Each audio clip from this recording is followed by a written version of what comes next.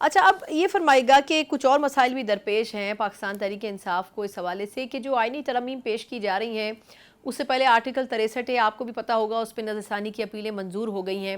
ایک طرح سے فلور کراسنگ کا دروازہ ہم نے کھول دیا ہے، لیکن اس کے اوپر صرف تنقید ایک آدھ جماعت ہی کر رہی ہے، باقی تو اس کے اوپر بڑی خوش نظر آتی ہیں. تو اب جے وائی فے کی طرف سے بڑا کلیئر ایک جواب دیا گیا ہے کہ ہم جو آئینی ترامیم ایسی شکیں ہیں جس میں فوجی عدالتوں کے حوالے سے کچھ ترامیم شامل ہیں ان کے اوپر سپورٹ نہیں کریں گے. اس سے پہلے کانسٹیٹیوشنل کورٹس کے حوالے سے تو حامی بھری تھی، لیکن دیگر کچھ شکوں کے اوپر جے وائی فے کا اعتراض تھا. تو لگ یہ رہا ہے کہ شاید جے وائی فے اب صحیح معنوں میں حکومت کے ساتھ نہیں کھڑی ہے، جو ایک محسوس ہو رہا تھا کہ شاید وہ حکومت کا ساتھ دیں گے.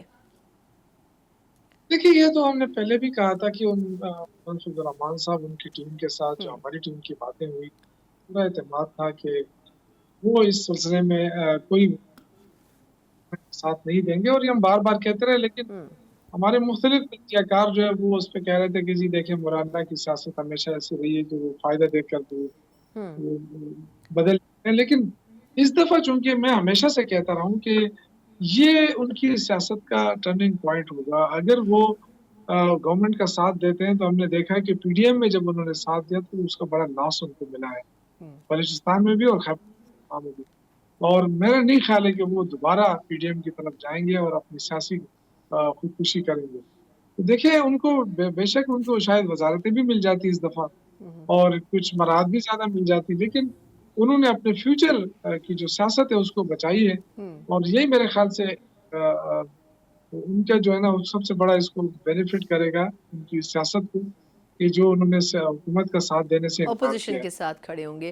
لیکن یہ بھی ابھی تک کلیئر نہیں ہے ویسے شوکت صاحب کہ آیا جے وائی فے اپوزیشن میں بھی صحیح معنوں میں جو ایک گرینڈ الائنس بنا ہے اس کا بھی صحیح طور پر حصہ نہیں بن سکی ہے، بلکہ اس نے اپنے آپ کو ایک سائٹ پر رکھا ہوا ہے.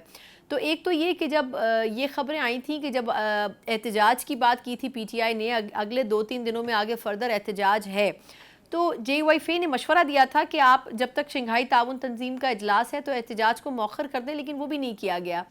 تو آپ پھر کس طرح کنونس کر سکیں گے جے وائی فے کو بھی اپنے احتجاج یا کم از کم اپنے اس اتحاد کا حصہ بنانے کے لیے؟ دیکھیے، یہ ذہن میں رکھ لیں کہ جو آئینی ترامیم ہو رہی ہے یہ صرف یہ نہیں تو پی ٹی آئی کے لیے بڑی امپورٹنٹ ہے. تو اسی طرح منصور الرحمان صاحب کے لیے تو اگر یہ ایشوز ٹو ایشو ہوتے ہیں ہمیشہ، جب بھی تعاون ہوتا ہے اور ایشو ہوتا ہے تو اس ایشو پہ تو ہم ایک ہیں. باقی انشاءاللہ دیکھ لیں گے، ابھی تو اس کا وقت نہیں آیا ہے. بہت ساری چیزیں ہیں، ساتھ نیگوشیشن جاری ہے اور بڑا جب بھی ہماری ٹیم جاتی ہے بڑی ریسپیکٹ کے ساتھ، بڑے اس کے ساتھ، اور ایک اچھا ماحول بن رہا ہے کیونکہ ان کے ساتھ ہماری کافی تلخیاں رہی. اور لوگ یہ بڑے عجیب سے اس کے بارے میں وہ کہہ رہے تھے کہ جی اتنی بڑی تلخیوں میں یہ کیسے ایک دوسرے کے ساتھ بیٹھیں گے. اور لیکن آپ نے دیکھا کہ آہستہ آہستہ برف پگھلتی گئی اور آج اس پہ ہے کہ ہم کافی اعتماد ایک دوسرے کو ڈیولپ ہوتا جا رہا ہے. جی. تو یہ جیسے ایشو ٹو ایشو بات ہوتی ہے، اگر کسی اور ایشو پہ ڈیفینیٹلی ان کی اپنی جماعت ہے، ان کا اپنا منشور ہے، تو ہر اس اچھا،